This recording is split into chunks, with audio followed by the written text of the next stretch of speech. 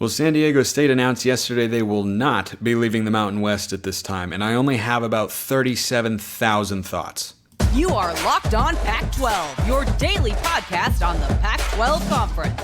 It's the Locked On Podcast Network, your team every day.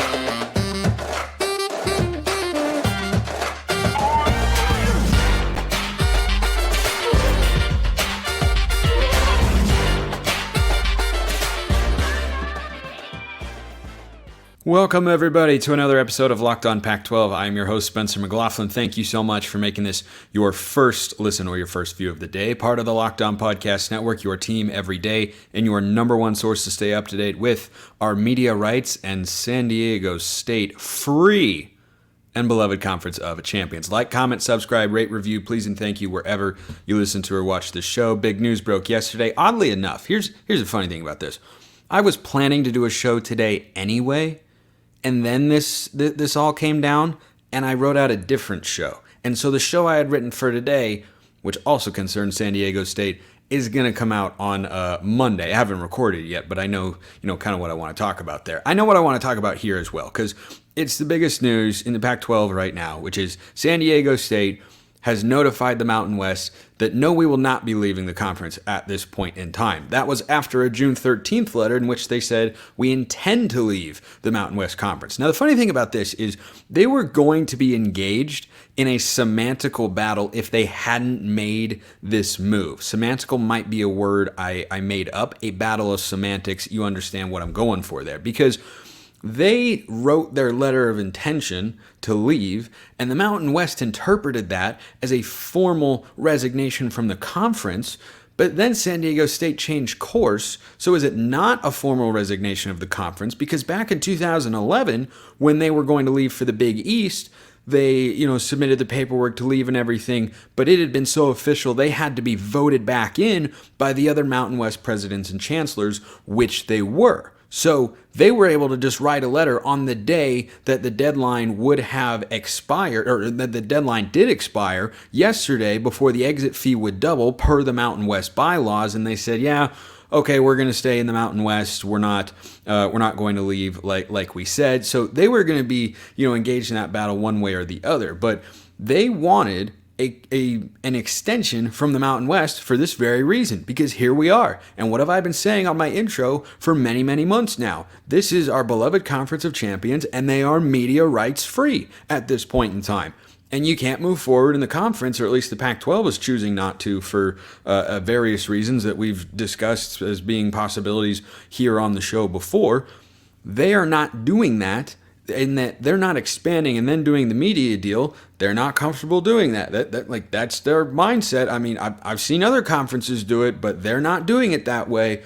I'm sure they have their reasons. Not entirely certain what all those reasons are. So many people have reported, this is, confirmed and such, that San Diego State is going to stay in the Mountain West, and they were set up for that battle. They decided, nope, we don't have the deal. The Mountain West is not granting us the extension, so we have to, remain in the conference at this point in time. Now, the way that I had looked at this before San Diego State penned this letter was, look, if they don't change course, which obviously they did, if they don't change course, they were going to be what happens when you have a transfer of power. If you look back in the history of the United States, when a president dies in office. So if you go to JFK or William McKinley or Abraham Lincoln or any other president who's died while in office, there is technically a moment in there where there is no president of the United States, where there is not a sole individual who has all the authority delegated to that office as elected by the people of the United States. And so that's what it looked like San Diego State was going for. There was going to be a point in time where, technically speaking, they didn't have a conference. They knew the invite was coming. They knew that that was what was going to happen, but something may have changed on that front, or most likely they didn't want to pay the big exit fee there. So a couple of takeaways with all this sort of stuff. First of all, props to the Mountain West, because if I were commissioner of the Mountain West, this is exactly how I would have wanted this to play out, right? You don't want San Diego State to leave. You don't want your biggest brand, or one of your biggest brands at least, to leave athletically. They were, of course, just in the national championship game. you want to keep them around, even if they don't necessarily want to be there. If they want to be in the Pac-12, which we all know they do, you still want to keep them there, because if they have nowhere else to go and they're in your conference, guess what? You get all the benefits of having San Diego State there. Television market, alumni base, brand, big games, yada, yada, yada. So the Mountain West played this 100% smart. I don't blame them at all, and I don't begrudge them at all for not giving San Diego State the extension they desired to allow the Pac-12, who I'm obviously going to talk about plenty here, to allow the Pac-12 to continue the negotiations to finish up the media rights deal. I think that was kind of the biggest thing, is like, well, San Diego State didn't get their way. Mountain West kind of did get their way. Is they put down the hammer and said, nope, these are the rules. You are either going to pay us more if you leave after, or you are going to leave now and pay us this amount, but we're not, giving you any leeway on that front, because you're doing something that would put the Mountain West in a less than advantageous situation there. So that's takeaway number one. Takeaway number two, another PR hit for the Pac.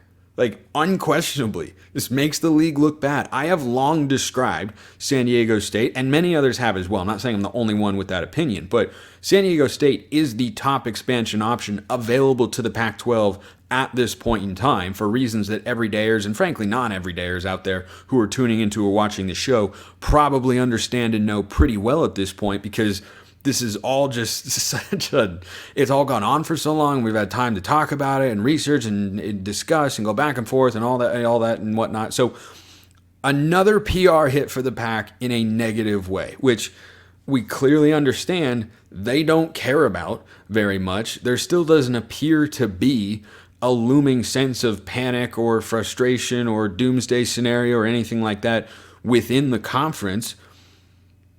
They just don't care. They just are not that concerned about it. And look, if the media deal ends up being great, I'll get to that in a sec. That's, perhaps another conversation, and would justify the messaging that they've been giving out and how they've been feeling and how they've handled all this sort of stuff. But as a conference that has actively decided, for the most part, save for a select few comments from presidents and athletic directors. And frankly, there have been as many comments that, give ammunition to the Pac-12 is about to fall apart or lose more schools and all that sort of stuff, as there has been the Pac-12 is about to, get a really, really good media deal and stay banded together and whatnot.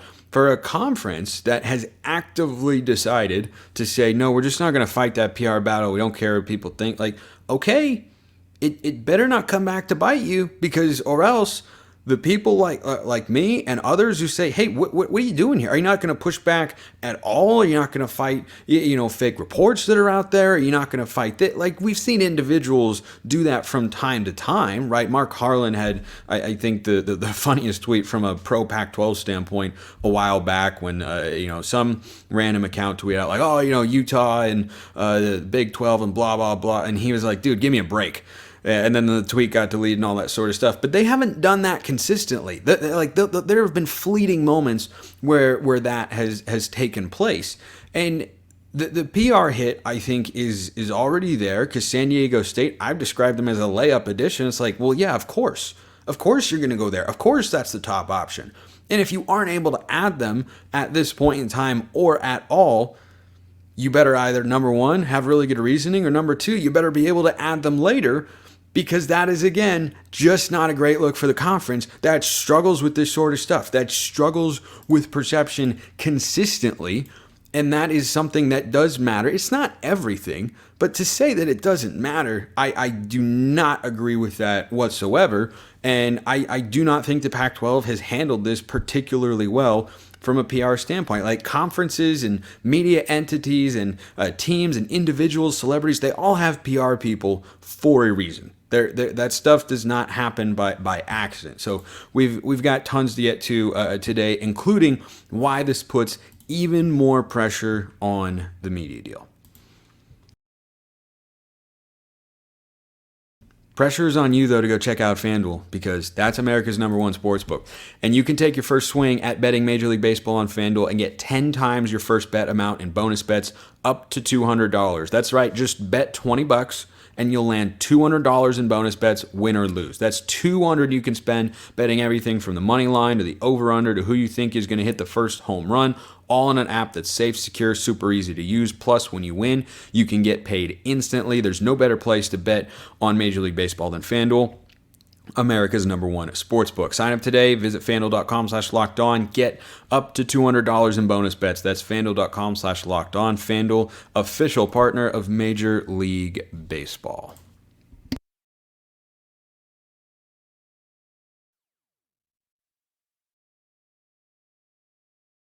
All right, we got our second segment sip, and we are ready to keep things going here. So this whole debacle, right?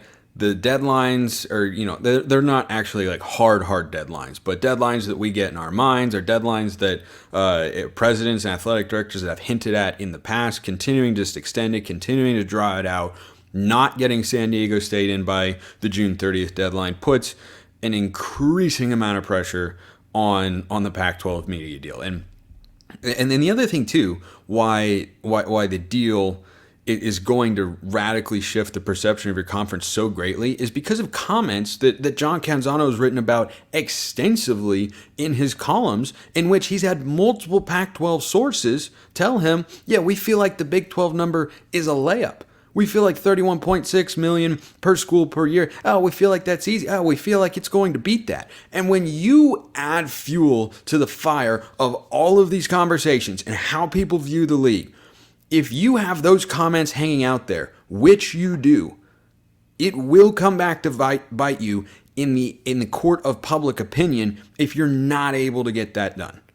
If you cannot actually deliver on what you said, and it's gone on all this time, and it's taken longer than anybody thought, including, I understand, there's some more pro-Pac positions out there, in the mindset of, the deadlines were just made up by pundits and media people. Like, at some level, that's kind of true, but there are also remarks from Pac-12 presidents saying, yeah, we expect it to be done within the next couple of weeks. And then that didn't happen. And then when you keep pushing this stuff out, and San Diego State is just sitting out there, they're ready to be in the Pac-12. It's the best move you can make. It's a logical move, and you don't get that done at this point in time, and maybe that happens later, which I'll get to in a sec. You are ramping up even more the pressure on that media deal to be worth the amount that you are indicating it can be. Because if you miss this, which was an actual deadline, right? I'm just trying to use that word kind of carefully because a lot of deadlines are not necessarily real ones, but that was a deadline for San Diego State of sorts. When you continue to have this stuff cycle over and over and over again, and it's just negative with every single hit that you take in the court of public opinion, you are ratcheting up the pressure on that deal. It better deliver. It better be past the Big 12, or everyone is going to look really, really bad here. And I think, I said this a while ago. I don't even remember when, because we're just so lost in the weeds on this stuff at this point in time. A while back, I said, look, the Pac-12 deal, the longer this goes out, the longer the talks are taking, I get the sense that it's either going to be way better than we expect or way worse than we expect. Not necessarily way worse in the sense that, Arizona and Colorado would then give legitimate thought, further to the idea of moving over to the Big 12, but just from a financial standpoint, that's kind of the way it feels. You're either not able to get what you're looking for, or you're just waiting and you're going to do a complete 180 in how everybody views you and what the deal is and how much it's worth and everything like that. And I feel that way once again today. I feel like it's either going to be way better than anybody thinks, or it'll be what all, the negative people who want to see the Pac-12 die and everything like that, which is it'll be way, way below, and they can't get money and they can't, all that sort of stuff. So I think that's how it goes with regards to the media deal here, because man, it's just so much there. Here's another thing. I'm gonna get to what can happen next on the realignment front. What are reasonable next moves for the Pac-12? But there's a couple other things here. First thing is July 21st is the next date, quote unquote, to watch for. Not a deadline per se. Definitely not a deadline. But that is Pac-12 Media Day. And I and others have the opinion, I think reasonably, that if you are the Pac-12, you want to go into that day with a completed deal. You want to have a contract. You want to have a grant of rights signed that keeps everybody together. You want to know what the future is going to be so that you can talk about it in a public light at that event, and then also get back to just talking about football, because that's what Pac-12 Media Day is supposed to be all about. Hey, what about this storyline? Hey, what about that? And look, I think at conference media days, there are always going to be some realignment questions here and there. I think that's just kind of inevitable as time goes on because of the world that USC and UCLA in particular have put us in. Oklahoma and Texas bear responsibility too, but I think I think the USC-UCLA move was much more impactful than Oklahoma and Texas. Now, I say that as a Pac-12 guy, so, out west, we obviously didn't feel that as much. We kind of watched it from afar, whereas USC and UCLA, we're kind of feeling it, diving into the weeds on every story and every potential angle and everything like that. So I think that going into that day, you got to have the deal done, or you're just going to get peppered with questions. Like, you are just going to get hammered on it, and you're, again, just going to take another hit. And if you're going out there saying, yeah, it's final stages. Yeah, no, we're almost done. I'm going to be thinking and saying what I have said for the last several weeks on the show, which is, yeah, heard that one before. I've seen you say that. Fool me once, shame on you. Fool me twice, shame on me. I'm not going to go kick the football, Lucy, because my name's Charlie Brown, and I'm going to learn that you are not going to put that football down there. So that I don't think is something that George Kliavkoff should want to deal with. I don't think it's something the conference should want to deal with. And I think that schools are probably wanting to know, hey, what are we actually doing here? Now, they know better than us, right? That is something to always remember. Right, is we have the reaction, whether it's you, whether it's me, whether it's some other person listening to or watching the show, whoever you are out there engaging with the show. First of all, I thank you because I appreciate you tuning in. Like, seriously, I do. But whoever we are, we do not know as much. So when people say, oh, we have no idea what it is. Oh, we don't know who the partners are. We don't know how much it could be worth. We don't know this, that, and the other thing. We don't know. But they know more than we do. Right? Like, we do not know as much as a Pac-12 president. All the Pac-12 presidents and chancellors and George Kliavkoff have a better idea of this stuff than we do, and they continue to, from our vantage point, put lipstick on a pig and say, yeah, this is fine. Like, we're all good, and we're just kind of left in the dark thinking, I don't know, man. It's Schrodinger's cat. Like, you can think of it as both good and bad. That cat is both alive and dead. You can argue it either way, and we won't know till you open the box. And we don't know when that box is going to be open. Nobody actually knows. And the reason that I bring that point up is that July 21st would appear to be a hard deadline, right? San Diego State, the June 30th deadline, okay, that passed. But do you want to go into your media day with that? No, I wouldn't think so. But here's the thought that I can't get out of my mind. When in this entire process of working through the media rights deal and the whole saga and expansion and which teams to add and who's valuable and who's not, all this stuff for the last, 6-7 months, however long we've been doing this stuff and talking about it, when has there ever been an indication that those presidents and chancellors and George Kliavkoff and the Pac-12 media people and the media executives and everybody who's involved with the media rights contract and securing the conference's future for broadcasts of their college sports, when has there ever been an indication that they think like we do? I haven't seen one yet.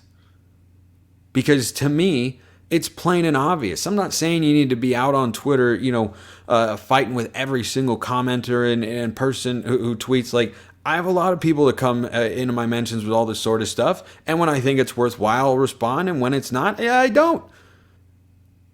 I'm not saying you got to respond to all of them. I'm not saying you have to go way into the weeds. But to just have radio silence and to let other people paint the picture of what's going on in your conference, and those people are not ones who are interested in the conference succeeding and thriving, that, I think, is a mistake. But does the Pac-12 see it that way? Obviously not. They obviously do not see it that way. So yeah, if you or I were the commissioner of the Pac-12, I would really want to have that deal done by July 21st. But I keep seeing this stuff play out, and I keep looking at it going, they clearly have different priorities and a different mindset than we do. And if the media deal ends up being better than anybody thinks it could possibly be, then they are fully justified. But the pressure here, I've been, I guess, a defender of George Kliavkoff. I guess that's the term, because I'm withholding judgment until, full judgment on him until this entire thing plays out. Like, this is what he was basically hired to do, right? Larry Scott, for all the missteps that he made, wanting to expand in 2021 was not one of them. That got shut down by presidents and chancellors who, as we all know, drive realignment. On my gravestone, one day, I'm going to make it happen. So I got to get that in my will. I'd have to draft a will. That seems a little bit too dark, right? I'm not that old. I shouldn't be thinking about drafting a will. But anyway, for all the mistakes that Larry Scott made, what was the biggest one that we all think of? Pac-12 Network, not being on DirecTV, not getting exposure, not a great TV deal. And that's why you brought in George Kliavkoff. So yes, right now, if George Kliavkoff's, public opinion poll approval rating take a big hit right now, I understand that. It's pretty hard in today's world to have a positive perception in the public eye.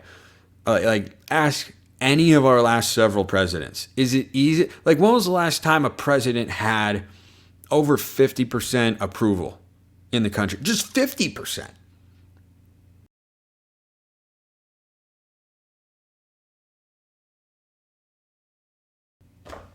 I know, I don't think Biden has eclipsed that number. He might have gotten in the high 40s at one point. I don't think Trump got there. Obama maybe sniffed around, but nobody's hanging out around there. So I think that might be part of the reason that, the chancellors or George Kliavkoff aren't too worried about it, because they feel, it's going to be a losing battle anyway. And that might be their mindset. And if that ends up working out and they end up getting a deal and the deal is good, it keeps everybody together, then that can all be justified. But again, it ratchets up the pressure, right? This delay of sorts, which was kind of expected, just to be clear. I never thought. I was talking on San Diego Sports Talk Radio with John and John Schaefer. They do an awesome job down there. And, I wasn't expecting anything necessarily to happen. I didn't think San Diego State was going to go back to the Mountain West. I thought they would just be in limbo for a little bit. But this is another sort of development that ratchets up the pressure on George Kliavkoff, ratchets it up on the media deal, and for that all to get done. But what's the timing on it? Yeah, I don't know. Okay, so let's go into our last topic here, which is what could happen next. What could happen next for the Pac-12? There are a lot of different outcomes here.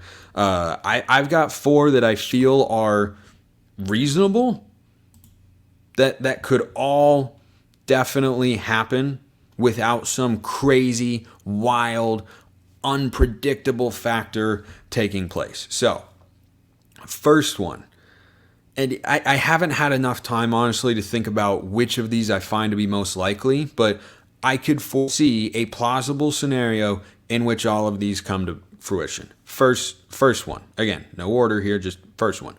The league stays at 10 teams for the 2024-25 athletics season, and then adds San Diego State and SMU for the 2025-26 season. They have 1 year at 10 teams and then go to 12.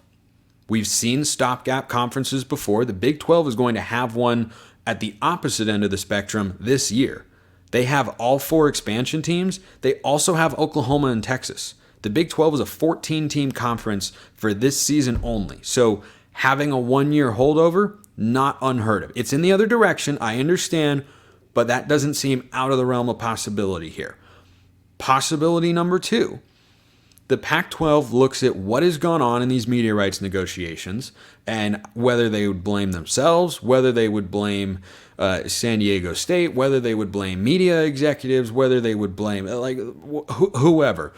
perhaps they look at the logistics and say, yeah, this didn't work out at this point in time, but we do need 12 schools for the 2024-25 season, and we could still add SMU because they're in the American Conference, and departing that league is different than the Mountain West. So the Mountain West had that hard deadline in their bylaws of June 30th. That was yesterday, as this show is premiering or debuting wherever you're listening to or watching. Again, thank you very much for doing that. They had that hard deadline of, this goes from $17 million to $34 million if you notify us or formally leave the league after that date. And that's why San Diego State said, we don't want to do that right now, because that's a lot of money, and $17 million, even to a future Pac-12 school, potentially, that is still a good chunk of change. Now, the American Conference is different, because the American Conference requires a 27-month notification to leave the league and avoid a higher exit fee. And SMU, no matter when they got added, was going to have to deal with that. And when you look at the teams that left the American and are going to the Big 12, they were not outside of the 27-month window, so they were given a higher exit fee. I think the base fee is $10 million to leave, but they're all paying $18 million spread out over the course of about 11 years. So they're going to pay between $1 and $2 million a year for the next decade or so to leave the American to join the Big 12, which is, of course, worth it for them financially, but still something that they had to negotiate, but it was able to be negotiated.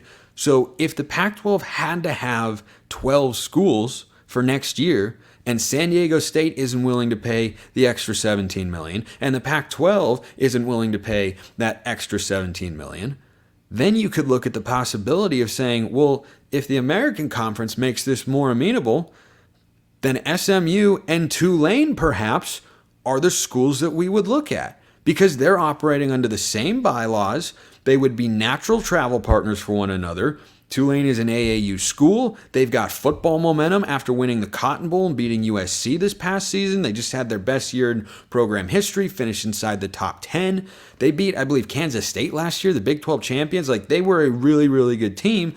That's got some momentum to it. Now, I feel like Tulane's more of a target for down the road, but if the Pac-12 goes back to their media partners and they say, you have to have 12 teams and SMU is going to be one, maybe they would look at Tulane. I'm just saying, I don't think it's out of the realm of possibility. Not saying it's likely, not reporting anything. I'm not a journalist, I'm an opinion host. But I think that thought is intriguing at the very least. Another possibility is it's still San Diego State and SMU. The deal gets finished in July, and someone agrees to pay more money, whether that's San Diego State, whether that's the Pac-12, whether that's the media company. I don't know, right?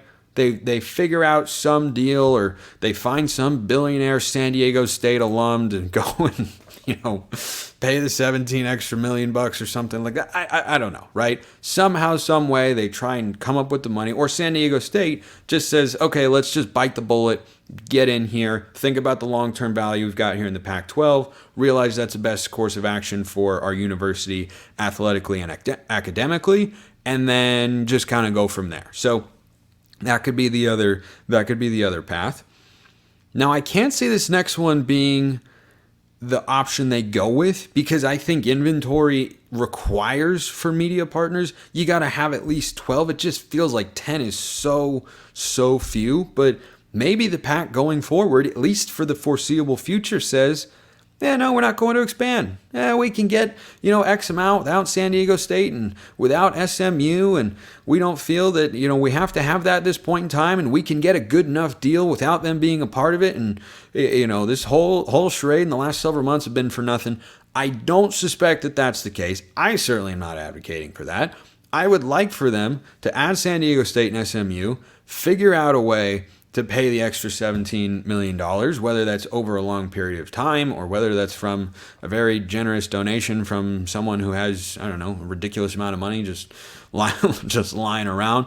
I do not know. But I think those are kind of the potential next steps here for how this could all play out. Either you get added in July and you pay it up, you get added the following year and the conference has 10 teams for a season, the conference stays at 10 teams, or they explore different expansion options moving on from San Diego State. That would be a bummer. I like the prospect of having San Diego as a city in the Pac-12. It feels right. It feels logical. But what about any of this process over the last several months has been particularly right or logical? As always, drop your thoughts in the YouTube comments below or hit me up on Twitter at smalls_55 or at LO_Pac-12. Appreciate everyone listening. I will see you next time. That'll be on Monday, so enjoy the rest of your weekend. And until then, hope you have a wonderful rest of your day.